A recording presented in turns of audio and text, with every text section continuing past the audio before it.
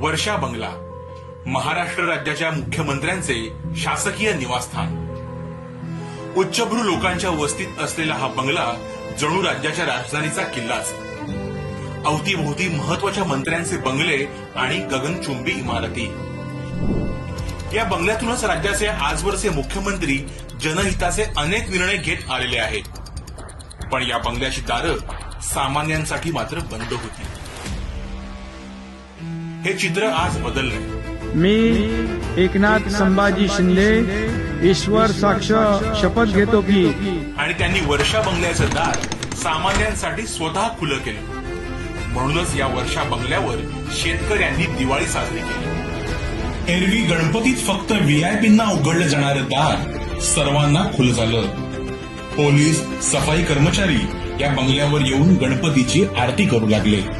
आश्रमशाळांमधली मुलंही इथे दर्शन